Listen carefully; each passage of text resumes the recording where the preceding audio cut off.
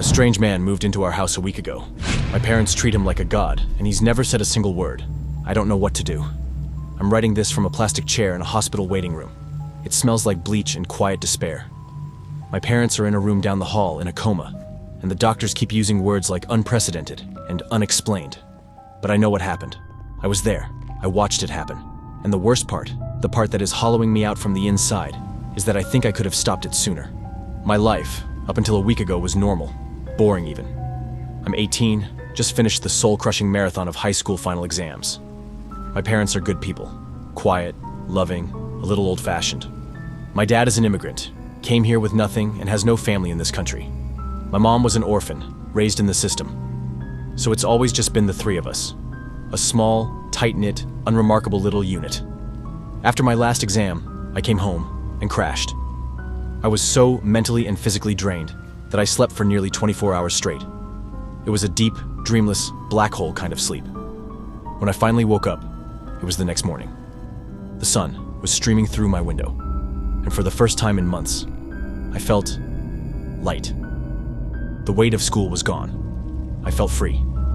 I went downstairs to the kitchen, expecting to find my mom making coffee, the house smelling of toast and the comfortable quiet of a Saturday morning. My parents were there, but they weren't alone. Sitting at our small kitchen table, in my chair, was a man I had never seen before. He was maybe in his mid-30s. He had long, straight black hair that fell past his shoulders, a stark contrast to his pale skin. But his eyes were the first thing you noticed. They were a shocking, brilliant, jaundiced yellow, the color of a canary or a fresh bruise, and they were fixed on the bowl of cereal in front of him with an unnerving intensity. My parents looked up as I entered, and they smiled. Not their normal warm smiles. These were bright, brittle, and a little too wide. "Good morning, sleepyhead," my mom chirped, her voice a full octave higher than usual. Come, join us. There's someone we want you to meet." I just stood there, dumbfounded. A million questions were swirling in my head, but none of them could find their way to my mouth. "This is a relative of ours," my dad said, gesturing towards the man with a strange, almost reverent sweep of his hand. "He's been out of the country for a very long time. He's going to be staying with us for a while." I finally found my voice. "A relative? What relative? You don't have any relatives here. And Mom, you don't have any at all." The bright smiles on my parents' faces faltered for a fraction of a second. A flicker of something, panic, annoyance, passed through their eyes before the manic cheerfulness snapped back into place. "Oh, you know, a distant cousin," my mom said, waving a dismissive hand. "From your father's side. It's a long story. We'll tell you all about it later. Now sit, have some breakfast." I sat. The meal was the most uncomfortable, unnerving 20 minutes of my life. The man never spoke. He never looked up from his bowl. He ate with a slow, deliberate precision, lifting the spoon to his mouth and back down without a single wasted movement. My parents, however, never stopped talking. They kept up a frantic, one-sided stream of chatter directed at him, answering questions he never asked, laughing at jokes he never told. "The weather is lovely today, isn't it?" my mom said to him. "You always did love the sun." "We'll have to take you to the park later," my dad added. Just like old times. It was like they were reading from a script, or like they were hearing a conversation that I couldn't. It was insane. Later that day, when I got my dad alone, I pressed him. "Dad, seriously, who is that guy? Where did he come from?" My father's face went cold. The forced cheerfulness vanished, replaced by a stern, hard mask I hadn't seen since I was a little kid who had broken a rule.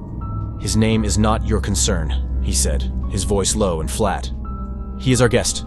You will treat him with respect. You will not ask any more questions. This is not up for discussion." And that was it. The conversation was over.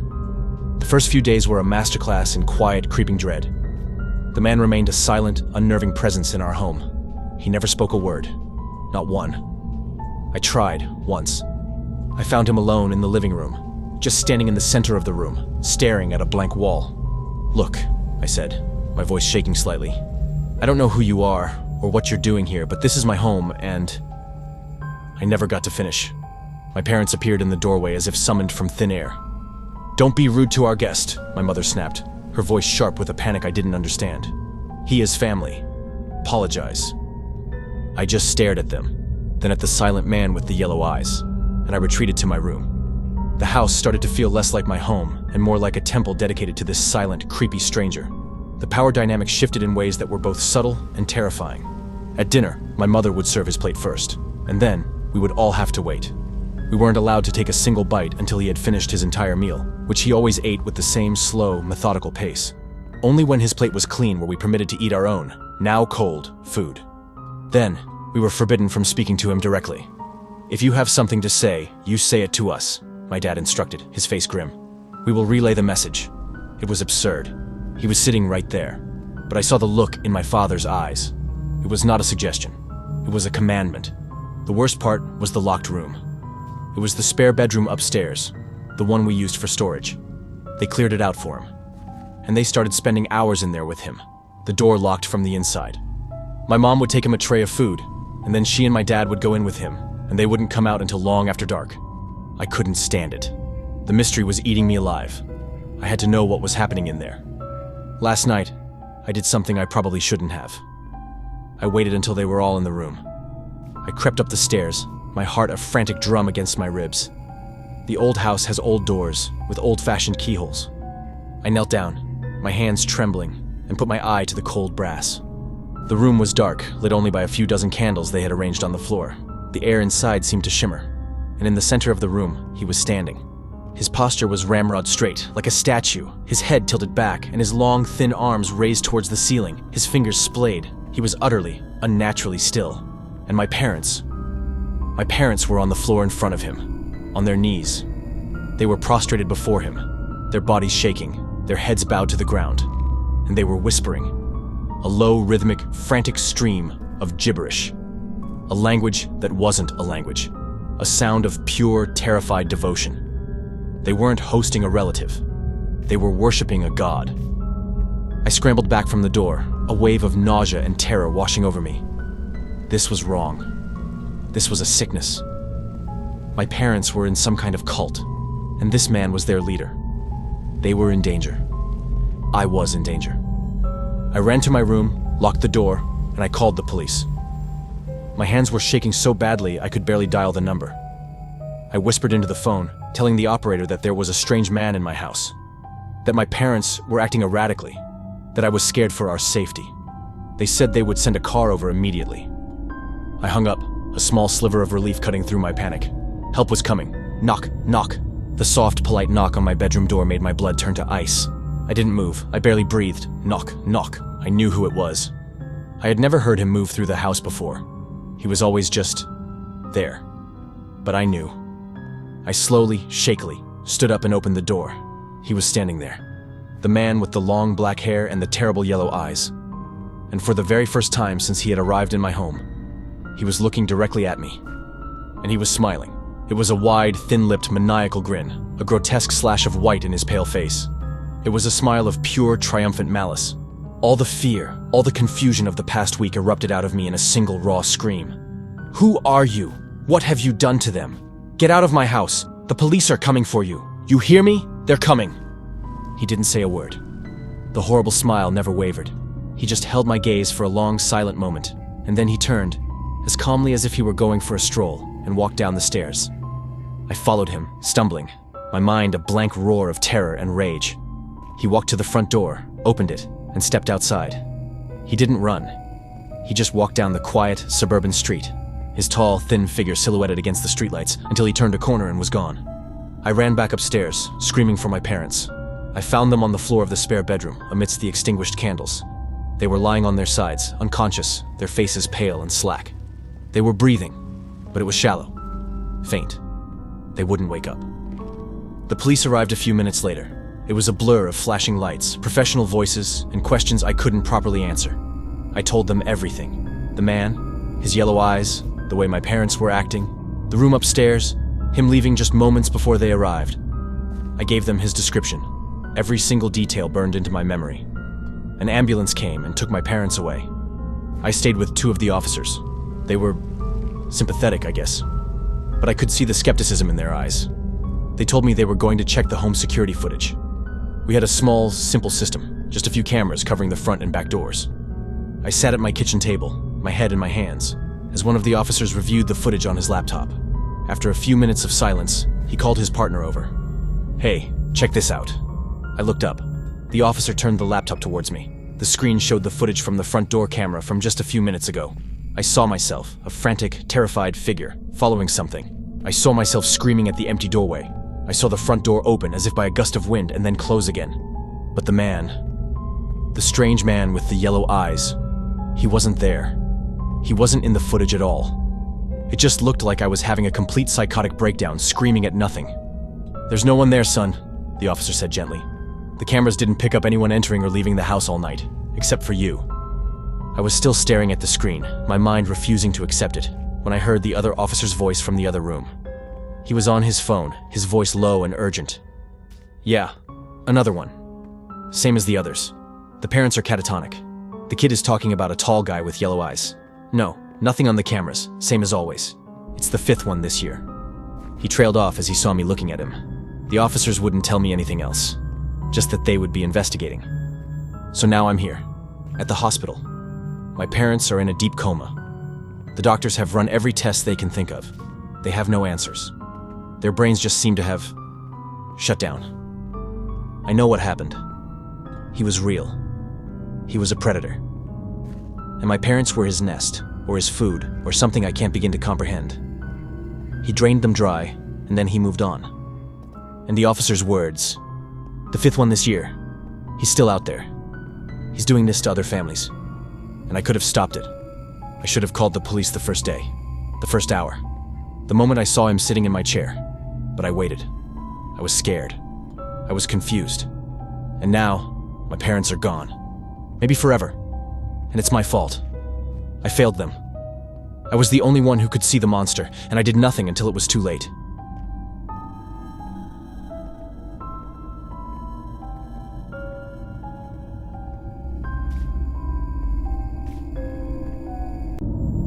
She's in the house. Find her. By Hee Haw Shofar. If you live in Menifee, California, and there is a knock at your door tonight, don't answer it. More importantly, don't leave anyone in the house by themselves. Get your phone, call the police, and stay together. I'm writing this as I'm sitting in this police station questioning room as a warning, so that what happened to me last night won't happen to you tonight. I live on my own in suburbia. Nice little neighborhood. The kind of place where kids will be playing out in the street with parents doing yard work when you pull into your driveway. That's exactly how last night began. My girlfriend and I pulled in and got out of the car.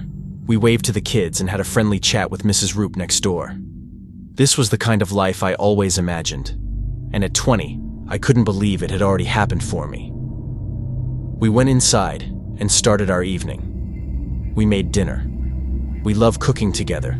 There's a symmetry between us that just works. We ate, watched some TV downstairs. Just a normal night. Once it was time we went upstairs. She started doing her nightly routine girls always do in the bathroom. And I just laid in bed, reading Pen Pal for the 20th time. With the fan going and the water running from the bathroom, I almost didn't hear it. I wish now that the fan was set to 3 instead of 2, because then everything would be different. But no, it was just faint enough for me to hear the sound over everything else. Knock, knock, knock. I reached over and clicked the fan off. I waited for a moment listening. Knock, knock. Knock. God damn it, I thought. I put my book down on the nightstand and got up. I grabbed my zip-up off the chair and threw it on. As I walked out of the room, I could hear my girlfriend starting to say something. But I wanted to get rid of whoever was at the door first. I slumped down the stairs a little pissy, thinking that if this was another solicitor trying to sell me glass cleaner, I was going to have a fit. I zipped up the jacket as I flicked the light on next to the front door. I looked through the peephole, but it was pitch black. I flicked the outside light on. Still, pitch black. I figured the light bulb had gone out again, as I have had problems with it before. Reluctantly, I twisted the deadbolt and opened the door. Nothing. No one was there. I poked my head out to look around. The yard and driveway were empty. Looking back, I made so many horrible mistakes. I stepped out onto the welcome mat. The streets were empty and silent, minus the hum from the streetlights. I scoffed and figured it was the kids just trying to play a prank. I turned and walked back inside. After relocking the door and heading back for the stairs, I started to have a feeling. Something just didn't feel right in my stomach, and I knew that only one thing was going to put it at ease. Food. I walked down the hallway into the kitchen and flicked on the light. Opening up the fridge, I started to scan the shelves for something quick and easy to eat. I settled on one of those wafer peanut butter and chocolate bars that you can get at the dollar stores. I keep them in the fridge so they don't melt in my hand when I'm eating them. I peeled back the plastic wrapper, and as I was taking my first bite, I noticed something odd out of the corner of my eye. The window above the kitchen sink was open. I'd never opened that window for the entire time I'd lived here. I thought back trying to remember when it could have happened, and then I recalled her saying that she was feeling really hot while she was doing the dishes. She must have opened it to try and cool off. I walked over and slid it shut, and finally made my way back upstairs. I walked back into the bedroom, and the water was still running. I went to the entrance to the bathroom. "Did you say something early?" I began to stay, but stopped. The bathroom was empty. Water continued to pour out of the faucet, steam floating up, clinging to the mirror. I stopped the water and turned around to scan the room. She wasn't there. "Amanda?" I called out. No answer. I went to the walk-in closet. Nothing. I started to leave the room, but again, something catches my eye. I glanced at my nightstand, and on top of my book was a piece of paper. It was folded in half and set up, making it look like a little tent. I reached out and picked it up. The first thing I obviously saw was the blood. It was a bloody fingerprint on the corner of the paper. My heart started to race. Finally, my brain let my eyes pan over to read what it said, and even now, I wish it wouldn't have. "She's in the house. Find her." I read it those 6 words over and over. I looked around the room again, hoping to see Amanda just hiding in the corner snickering like she'd pulled off an amazing prank. But the room was empty. I walked around the room, looking behind chairs, inside the shower, inside the closet. I looked at the bed and felt like a 6-year-old again as I slowly knelt down to look underneath. My hands had apparently been getting sweaty because they kept slipping slightly against the hardwood floor. I bent down and lifted the skirt of the bed. Nothing. Just a couple dust bunnies and an old pair of shoes that I keep meaning to throw out. I stood back up and started to become agitated. My mind didn't know whether this was a joke or if I needed to be terrified. "Amanda," I yelled. "This isn't funny anymore. Now just come out." Silence. "Look, I'm really freaked out, so stop this." I walked out into the upstairs hallway and quickly went through all the rooms. The spare bedroom, empty. The exercise room, empty. Other upstairs bathroom, empty. I ran downstairs and looked everywhere there, too.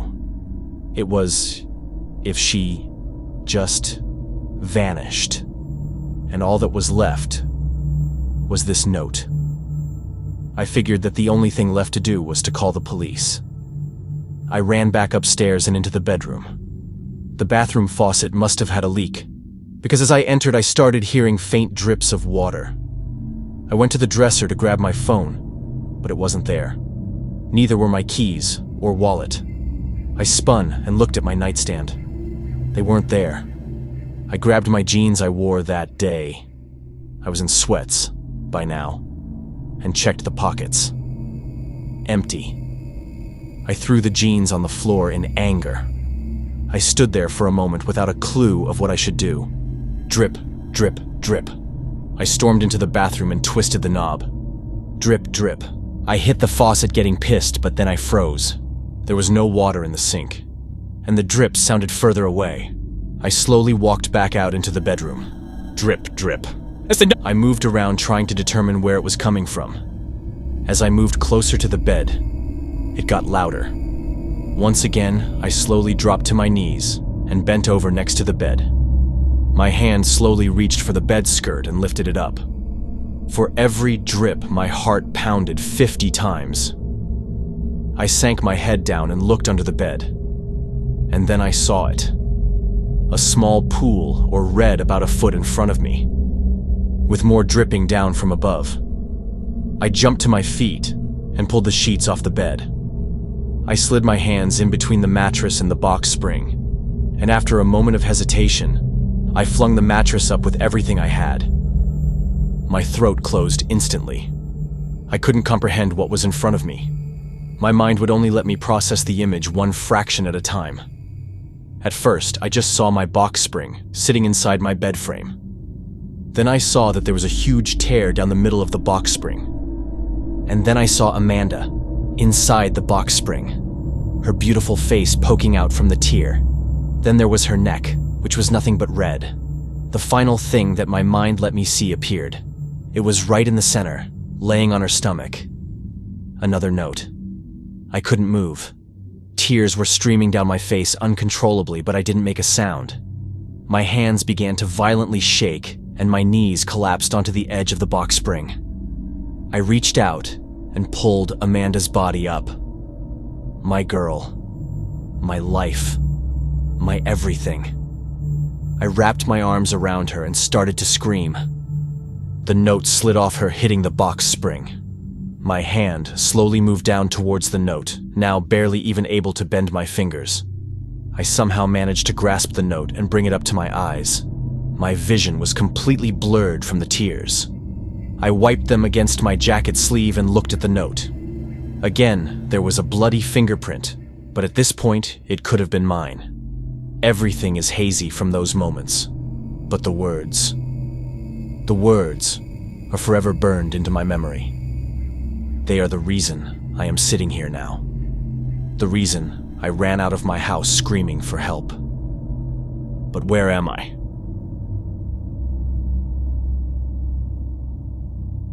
This is the end of the video. Subscribe for more scary stories.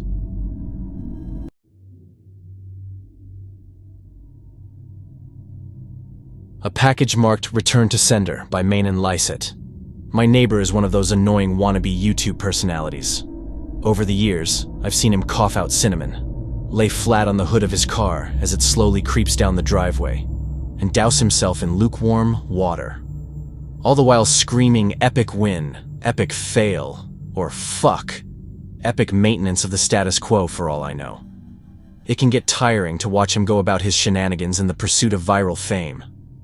So, when he knocked on my door the other day, told me he was going away for a few weeks, and asked that I get his mail, honestly, it was a relief. I can't explain the peace of mind I had knowing I didn't have to brace myself for any of his stupidity for a while. I was always afraid his stunts would wind up bleeding over into my life. Things were pretty normal for the first couple of days. He received a few bills, a bit of spam, and what I could only assume was a birthday card. Then, one evening, I got home to find a cardboard box waiting on his front porch. In big red letters was written, "Return to Sender."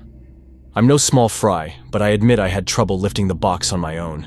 It was really freaking heavy. Lugging it across the road to my house was even harder, and I quickly realized there was no way I was going to drag it up the stairs and through my front door. I decided I'd leave his package in my garage. It wasn't like I kept my car in there. The garage door was a piece of shit that refused to open without a good thug and a whack. It was less trouble just leaving the car in the driveway than it was to fight with the garage door every morning and night. In hindsight, I should have set the package down while I struggled to open the tricky door. But you know how it is when you've got a good grip on something. No point in setting it down if you don't have to. It was as I kicked the door for a third time that I lost my grip on the package, and it fell to the ground.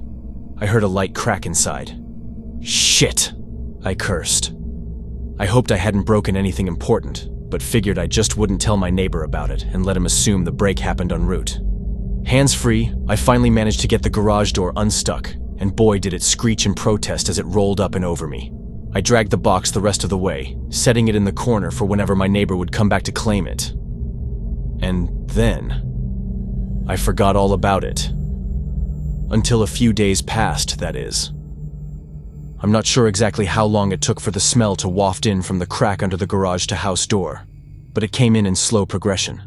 It was a sickly sweet odor similar to a skunk, and for the first few days after I smelled it, I genuinely assumed that's exactly what it was.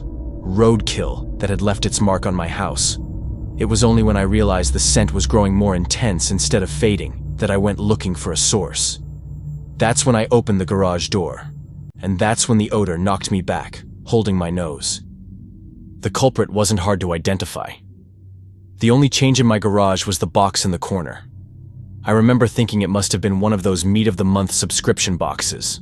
The meat must have gone rancid from being left out of the fridge for so long. How much meat could have been in there for the box to have been so large and heavy? An entire freaking cow? I covered my nose as I approached the box, a pair of scissors in my hands. I probably wouldn't have needed them to open it, as it had become soggy enough at the bottom to poke through with a finger. But I wasn't about to poke my finger into spoiled meat juices. That soggy bottom was the reason I had to open the box in the first place. If I tried to drag it out whole, everything would spill onto the floor.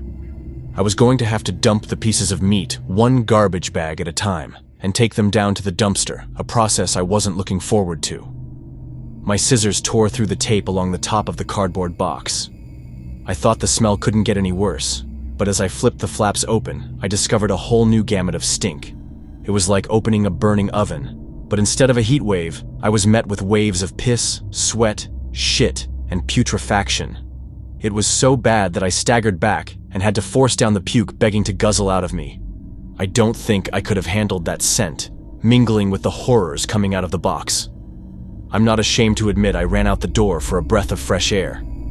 But in the short time I'd spent in the garage, the smell had become so ingrained in the fabric of my clothes that it clung to me like a shadow. Nothing I tried could keep the smell out of my nostrils. Not air fresheners, not a face mask, not 3 showers and a change of clothes.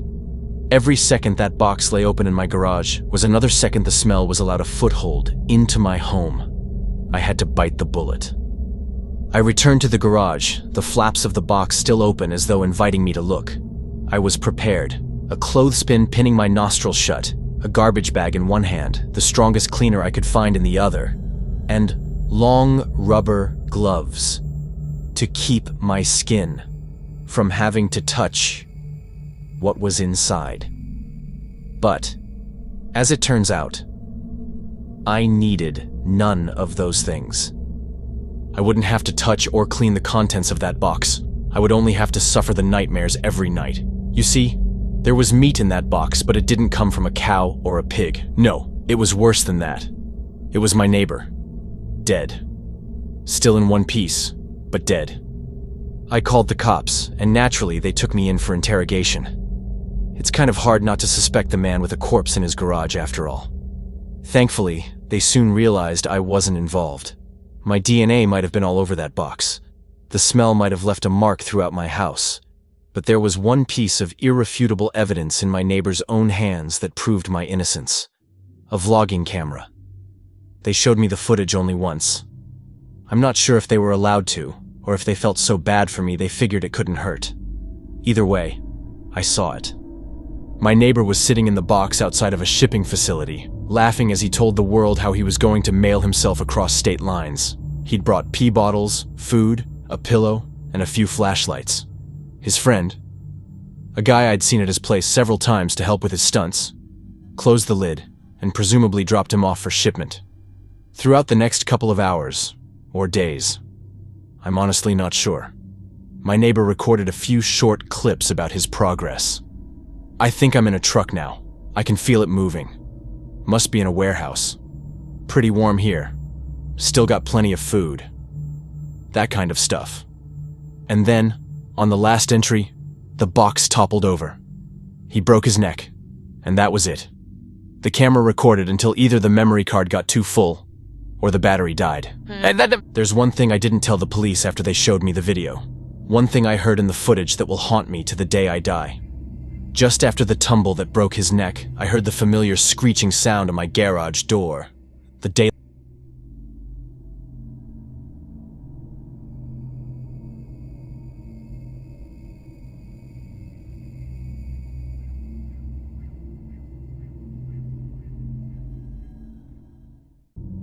My Wife Has a Removable Face, by N.S. Lewis.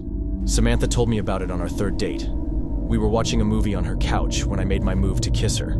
She whipped her hand in front of my face and blocked me. "There's something you need to know," she said. I braced myself.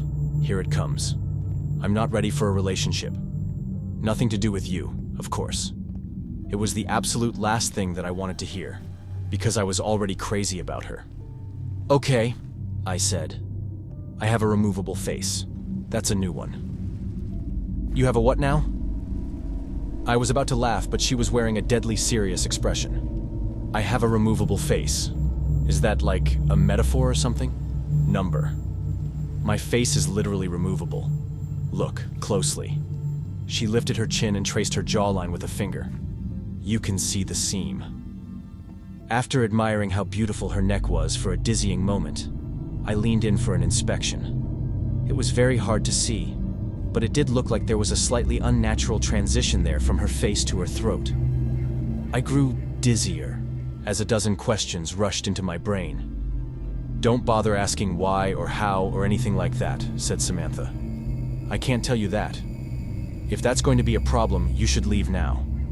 I'm letting you know this because I like you, and I want to take the next step. But this is non-negotiable." "Okay," I said, unsure of what was happening. "Not a problem. So what? You have a removable face. Who cares? It looks good. There's something else. Once a day, usually in the evening, I have to remove the face and disinfect the inside of it. If I don't, it will rot. This takes about an hour, give or take, depending on how my day went. During this time, you must never ever look at my real face. Never. Do you understand?" Yes. Got it. Don't ask about it. Don't look at your real face." Samantha stood up. "Now, I'm going to go into the bathroom and clean my face. That will give you plenty of time to think about what I've told you. If you're here when I'm done, that's great. I would like that. But if you're gone, I'll understand." She turned and walked into her bedroom. I sat in stunned silence as I heard the bathroom door close. I gave the thing some serious thought. It was possible that it was a joke of some kind. It was possible that it was a delusion. Was it possible that it was true? Well, it was certainly possible to transform an actor's face with movie make-up. So I supposed it was possible that Samantha wore a removable face every day. Maybe she had had a horrible accident where her flesh had been mangled. Maybe her face had been melted by acid, or burned by fire, or the skin shorn off by heavy machinery. If it had, I would never know, because she would never tell me, and I would never see it. I pictured a face of raw, naked muscle rotting away. Could I kiss her if that was what I was kissing? But wasn't that what we all were, under the skin? Just muscle and bone and blood and squishy organs. I paced around the living room, running my hand through my hair. I liked Samantha a lot. She was smart and funny and beautiful. But was that beauty real? Did it count? Did it matter if it was real or not? Was I being superficial, even worrying about it? When she came out of the bathroom, I was still there. I looked at her face. She smiled, and I was in love. Star. We dated, we moved in together, we decided to get married. For the most part, it was a completely normal relationship, typical of two young people in love, building a life together. During the day, it was easy to forget about the face altogether. It looked natural enough, and only in certain positions, in certain lights, was there ever any indication that it wasn't natural.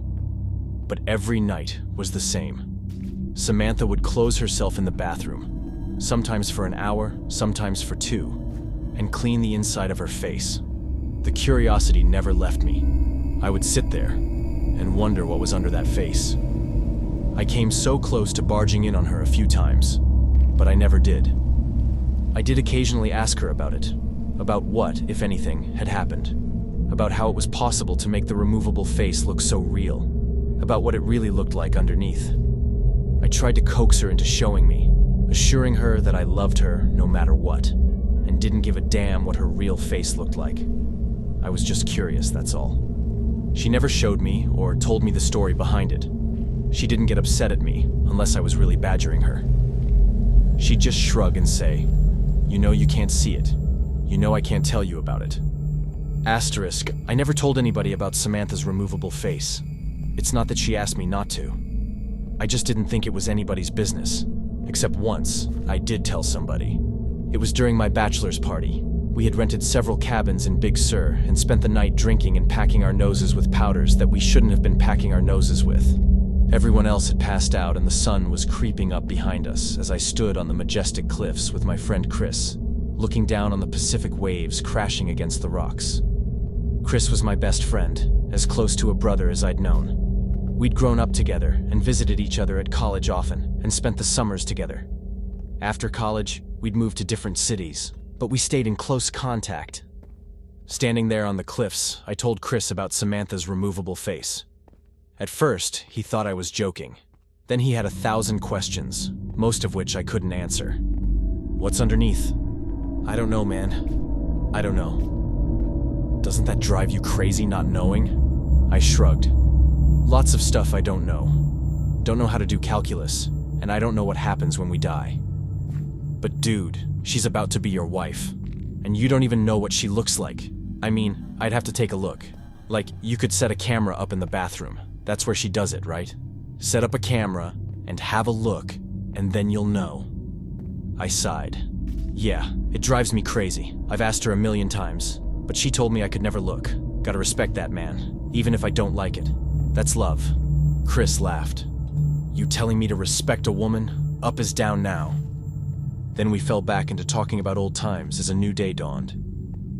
Chris was in town for business last week and planned on spending the weekend at our house. The conversation at Big Sur had happened 4 years ago, and we hadn't spoken about Samantha's removable face since, despite keeping in close contact and seeing each other as often as two people transforming into adults in different parts of the country can. It happened on Saturday evening. We were lounging lazily in the backyard, deep into the beer, having just finished with some grilled steaks, when I got a text from work. God damn it, I groaned. I have to make a work call.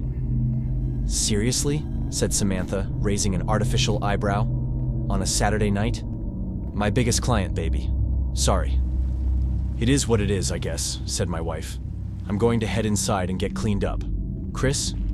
Are you okay just hanging out for a bit? Chris smiled. I'll be fine. Got my beer, got some weeds to pull in your garden. God knows your lazy-ass husband isn't going to do it. Those tomatoes are choking to death. It's a tragedy. I rolled my eyes and went into the side yard to make my call. 15 minutes into it, I heard the screams coming from inside. Both my best friend and my wife were wailing in terror. I dropped the phone and ran into the house and down the hall to our bedroom. Through the open door, I could see that the door to the master bathroom was also standing open. Don't come in, screamed Samantha. I don't have my face on. Call an ambulance. He looked. Oh God, he looked. She sounded desperate and truly horrified. That made me desperate and horrified, and I wanted to rush into the bathroom, but I knew, suddenly, that that would be a mistake. I knew suddenly that Samantha didn't want me to look at her real face, not out of a sense of vanity, but for my own safety. Chris staggered backwards, out of the bathroom. He was holding a straightened-out paperclip which he had used to pick the privacy lock. Now he was stabbing it again and again into his eyes, shouting gibberish. He was clearly in the depths of madness, and it turned my stomach to see him mutilate himself. Call a fucking ambulance, my wife screamed. Don't come in here, he fucking looked. I turned and ran back to the side yard, where my phone was lying in the newly mowed grass. My client was still on the line, alarmed, asking what was happening, what all the screaming was. I hung up on him and called 911. When the paramedics arrived, Chris was having a seizure in the hallway. Samantha was stroking his head, sobbing. Her face was on, but it had been done hastily, and everything looked a little off. My world has been dark this past week. My best friend is in a psychiatric hospital under suicide watch. He's completely blind and mostly catatonic, except when he slips into a violent, babbling mania. The doctors are optimistic that his state is temporary, but they don't know the truth about what caused it. Because I told the paramedics that Chris had taken a large dose of psychedelic mushrooms and fallen into psychosis. I saw no good reason to tell the truth about what had happened. Who would believe that one look at my wife's real face would make somebody insane? At best, we would be the subjects of a long investigation. At worst, we would have to prove that what we were saying was true. by showing somebody Samantha's face.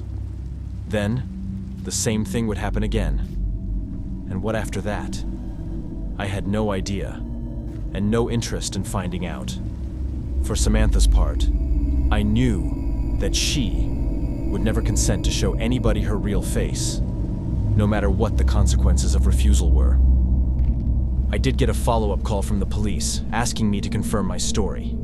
The hospital found no traces of psilocybin in Chris's blood, though that's not unheard of, since it has a short half-life. If they end up testing his hair, I will likely be in a lot of trouble.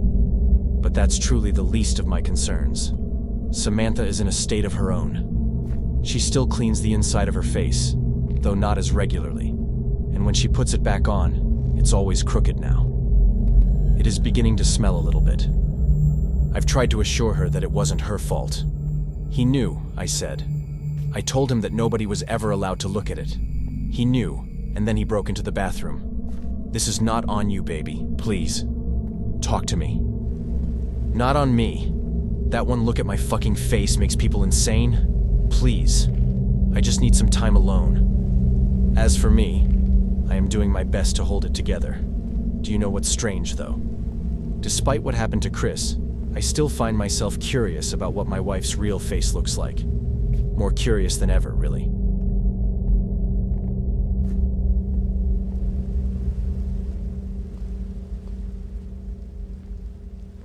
Creepiest stories on the internet. Something walks whistling past my house every night at 3:03 by Grand Theft motto. Every night, no matter the weather, something walks down our street whistling softly. You can only hear it if you're in the living room or the kitchen when they walk by, and it always starts at exactly 3:03. The sound starts faint, somewhere near the beginning of the lane, near the Carson place. We're towards the middle of the street, so the whistling moves past us before fading away in the direction of the cul-de-sac. When I was younger, my sister and I would sneak into the kitchen some nights to listen. Mom and Dad didn't like that, and we'd catch hell if they found us out there. But they were never too hard on us since we always stuck to the one big rule. Don't try to look at whatever was whistling. My neighborhood is a funny place. I've lived here since I was 6, and I love it. The houses are small but well-kept, good-sized yards, plenty of places to roam. There are a lot of other kids here my age. I turned 13, back in October.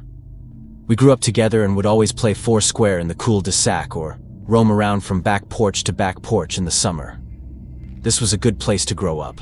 I'm old enough to see it. And there's only the two strange things here: the night whistling and the good luck. The whistling never bothered me much. Like I said, I couldn't even hear it from my bedroom. But Mom and Dad don't like talking about it, so I've stopped asking questions. My dad is a strong guy, tall and calm. He has an accent since he moved to the US as a kid. His family, my grandparents, they're from the islands. That's what they call it. My dad, the only time he isn't so calm is if the whistler comes up. He talks a little quicker then, eyes move faster, and he tells us not to think about it so much and to always remember the one rule, the big rule. Don't try to look outside when the whistler goes past. Not that we could look even if we wanted. See, there are shutters on the inside of every window, thick pieces of heavy canvas that pull down from the top and latch to the bottom of the window frame. Each latch even has a small lock, about the size of what you'd find on a diary. My dad locks those shutters every night before we all go to bed and keeps the key in his room. My mom, I don't know what she thinks about the whistling. I've seen her out in the living room before at 3:03 when the sound starts. I could see her if I cracked my door open just an inch to peek. She's not out there often. At least I haven't caught her much. But once or twice a month, I think she sits out there on our big red couch just listening. The whistler has the same tune every night. It's cheerful. Da-da-da-da-da-dum. Da-da-da-da-da-dum. Remember how I said there are two odd things about where I live? Well, besides our night whistler, everyone in my neighborhood is really lucky. It's hard to explain, and Dad doesn't like us talking about this part much, either. But good things just seem to happen to people around here a lot. Usually, it's small things, winning a radio contest, or getting an unexpected promotion at work, or finding some arrowheads buried in the yard, you know, the authentic kind. The weather is pretty good and there's no crime, and everybody's gardens bloom extra bright in the fall. A million little blessings, I've heard my mom say about living here. But the main reason we stay here, why we moved here in the first place, is my sister Nola. She was born very sick, something with her lungs. We couldn't even bring her home when she was born, only visit her in the hospital. She was so small, I remember. Small even compared to the other babies. A machine had to breathe for her. We moved into our house here to be closer to the hospital. As soon as we moved here, Nola started getting better.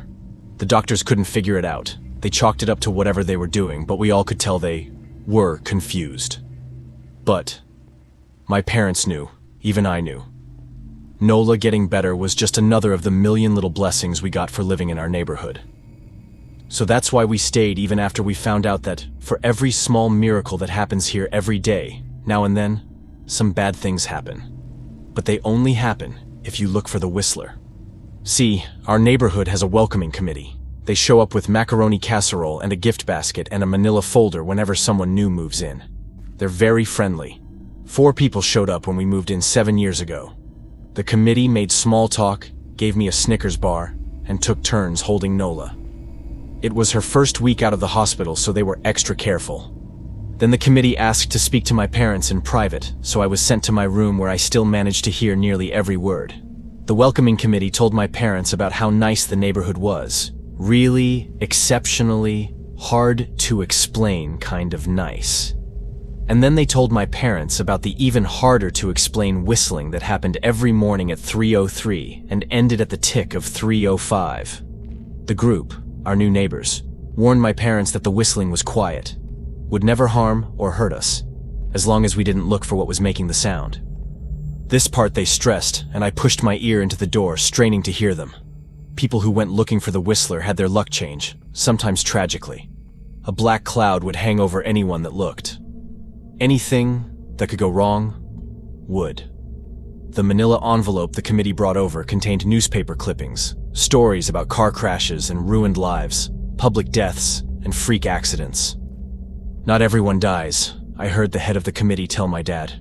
But the life goes out of them. Even if they live, there's no light in them ever again, no presence. My mom, I could tell she wasn't taking it seriously. She kept asking if this was some prank they play on new neighbors. At one point, my mom got angry, accused the committee of trying to scare us out of our new home. Asked them if they were racist on account of my dad being from the islands. My dad calmed her down. Told her he could tell our new neighbors were sincere, and they were just trying to help us. He explained that he grew up hearing these kinds of stories from his mom, and that he knew there were strange things that walked among us. Some of those strange things were good, and some were bad, but most were just different. After the committee left, Dad went out to the hardware store, bought the canvas blinds, the latches, and the locks, and installed them on every window in the house after dinner. That first night in our new house, I crept out of my room at 3 a.m., only to find my dad awake sitting on the living room couch, holding my baby sister. My dad held up his finger in a shmotion, but patted the couch next to him. I sat, and we waited. At exactly 3:03, we heard the whistling. Da-da-da-da-da-dum, da-da-da-da-da-dum. It came, and it went, just like our neighbors said. The whistling returns each night, and we never look, and we enjoy our million little blessings every day. Nola breathes on her own, and she's grown into a strong, clever girl. My dad even joined the welcoming committee. We don't get new neighbors often. Why would anyone want to leave? But when a new family moves in, my dad and the committee bring them macaroni casserole, a gift basket, and the manila folder. I can always tell by the look on my dad's face when he comes back if the family took the committee seriously, or if we'd be getting new neighbors again very soon. Not long ago, a family moved in directly next to us. The previous owner, Ms. Maddie, passed away at age 105. She'd lived a good, long life.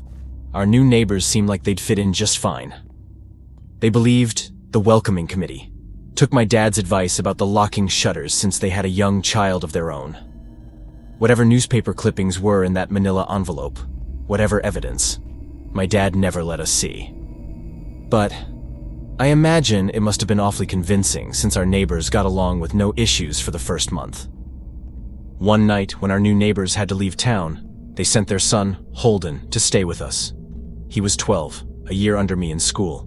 I didn't know him well before that night, but as soon as his parents dropped him off after dinner, I could tell it was going to be a bad time.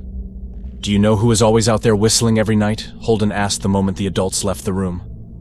The three of us were sitting in the den, some Disney movie playing idly on the television. My sister and I exchanged a glance. "We don't talk about that," I said. "I think it's that weirdo that lives in the big yellow house on the corner," Holden said. "Mr. Tolles?" my sister asked. "No way, he's really nice." Holden shrugged. "Must be a psycho killer then." Nola tensed. "We don't talk about it," I repeated. "Let's go in my room and play Nintendo." We spent the next few hours playing games, eating popcorn, and then watching movies. A typical sleepover, but I could see Holden was getting antsy. After my parents had wished us a good night, locked the blinds, and gone to bed, Holden stood up from his beanbag and walked over to where Nola and I were sitting on my bed. "Have you ever even tried looking?" he asked. "It's nearly time." Like most sleepovers, we'd conveniently ignored any suggestion of a bedtime. I was shocked to see he was right. It was almost 3 a.m. I sighed. "We don't... See, I can't even try to look because my dad locks the blinds every night and hides the key," he continued, ignoring me. "So does our dad," said Nola. "No," replied Holden. "No, he doesn't." "You saw him do it," I said, a little sharper than I meant to sound. Holden grinned. "Your dad locks the blinds, yeah. But he doesn't hide the key. He keeps it right on his normal keychain." "So?" I asked, worried I already knew what he would say next. Because I had noticed that my dad didn't bother hiding the key anymore after all of these years. Because he knew we took it seriously. "So, after your dad locked up but before your parents went to bed, I went to the bathroom. And on my way, I may have peeked into their room. And I may have seen your dad's keychain on his nightstand. And I maybe went and borrowed the key to blinds." Nola and I stared, and his grin only grew wider. "You're lying," I said. Holden shrugged. "You can check if you want. Just open your parents' door and look. You'll see his keychain right there on the nightstand." "Stay here," I told both of them. "Don't move a muscle." I hurried over to my parents' room but hesitated at the door. If Holden wasn't lying, my dad would be angry. Beyond angry. I was scared thinking about it, but more scared of an open window with the Whistler right outside. I opened the door, barely an inch, and looked in, but it was too dark to see. Taking a deep breath, I walked into the room. 2 steps into the dark, I froze. The whistling started, and I could hear it clearly, from my parents' room. I never realized, but they must have heard the sound every night since we moved into the house. They never told us. I don't think I could have slept through it. I stood there, listening to the whistling come closer, unsure whether I should turn on a light or call out for my dad. Soft sounds from the living room brought me back to reality. "Nola!" I yelled, running out of my parents' room. Holden and Nola were standing near the front door next to a window. Holden wasn't lying. I could see him fumbling with the lock on one of the blinds. I heard a click. He did have the key. Holden let out a quick laugh. Nola stood next to him, hunched up, afraid, but maybe curious. The whistling was right outside our house now. I think I made a sound, called out. I can't remember. Time felt frozen, clock hands nailed to the face. But I found myself moving. I'm not fast. I've never been athletic. Somehow, though, I covered the space between myself and Nola in a moment. My eyes were locked on her. But I heard Holden pull the blind all the way down so it could release. I heard the snap of it start to raise, and I heard the whistling just on the other side of the window. But I had my arms around Nola and I turned us so she was facing away from the window. At the same time, I jammed my eyes shut. The blind whipped open. The whistling stopped. I felt Nola shaking in my arms. "Don't look, okay?" I told her. "Don't turn around." We were positioned so that she was facing back towards the hallway and I was facing the window. My eyes were still closed. I felt her nod into my shoulder. I reached out with the arm not holding Nola and tried to touch Holden. My hand brushed against his arm. He was shaking worse than Nola. "Holden?" I asked. Silence. I reached past him and gingerly felt for the window, eyes still sealed shut. The glass was cold against my fingertips. Colder than it should have been for the time of year. I moved my hand up the window, searching for the string to the blind. The glass began to get warmer the further I reached, and there was a gentle hum feeding back into my fingertips.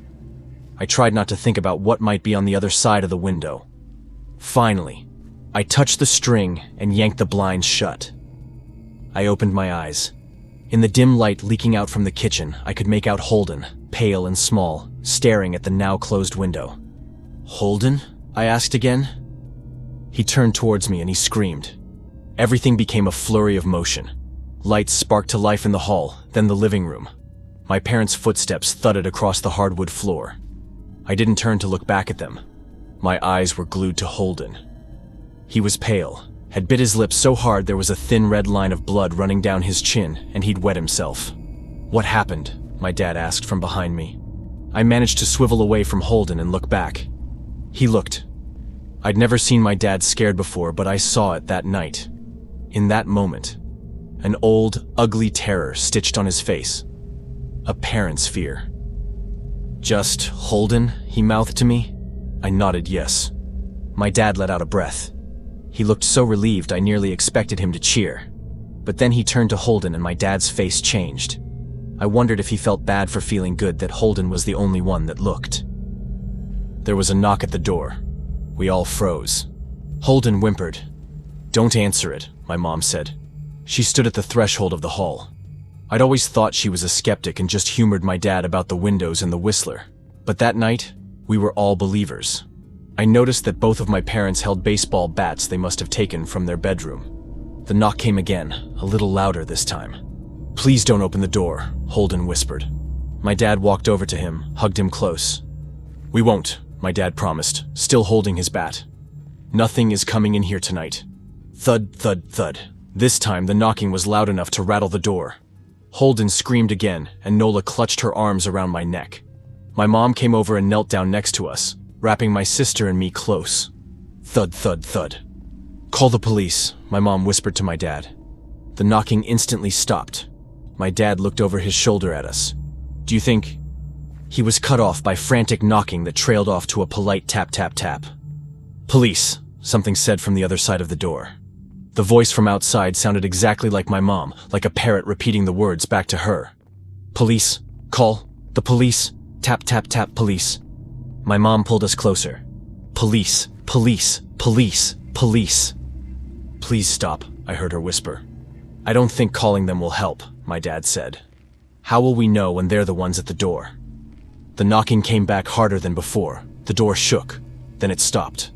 After a long moment, I heard the knocking again, but it was coming from our back door. We all turned together towards the back door, but the knocking immediately returned to the front door. Front to back to front, loud, then quiet, then loud again. Suddenly, the sound was coming from both doors at once. Big, heavy blows, like a sledgehammer. Then something started rapping against all of the windows in the house, then the walls. It was like we were living inside a drum with a dozen people trying to play at once. Or we were a turtle, and something was attempting to claw us out of our shell.